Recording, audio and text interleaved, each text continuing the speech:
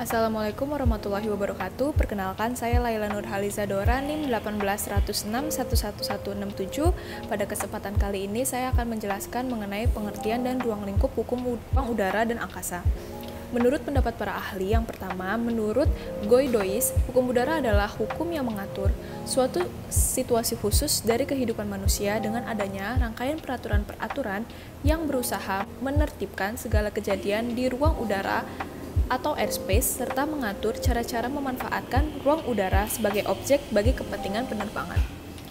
Lalu pendapat kedua, menurut Profesor Priyatna Abdur Rasyid, hukum udara adalah segala macam undang-undang, peraturan-peraturan, dan kebiasaan mengenai penerbangan serta segala hak dan kewajiban manusia sebagai pelaksanaannya yang disusun berdasarkan kepada perjanjian, kebiasaan, dan hukum yang berlaku di antara negara dalam soal penerbangan atau conventions, treaties, customary laws, etc.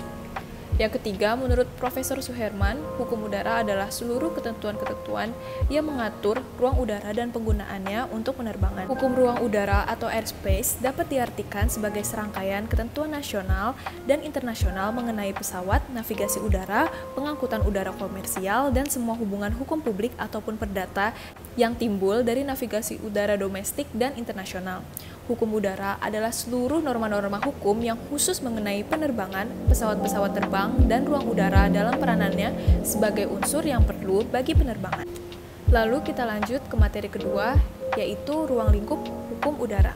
Ruang lingkup hukum udara mencakup pengaturan yang meliputi pemanfaatan wilayah udara, pesawat udara, bandar udara, angkutan udara, navigasi penerbangan, keselamatan dan keamanan, lingkungan hidup, serta fasilitas penunjang dan fasilitas umum lainnya yang terkait dengan penerbangan. Pengertian ruang angkasa. Ruang angkasa adalah ruang di seputar matahari kita di mana gaya gravitasinya adalah yang paling dominan. Ruang angkasa adalah wilayah yang terletak di atas ruang udara dan memiliki prinsip bebas untuk dieksplorasi dan pemanfaatannya oleh negara manapun tanpa memandang tingkat kemajuan dari negara manapun.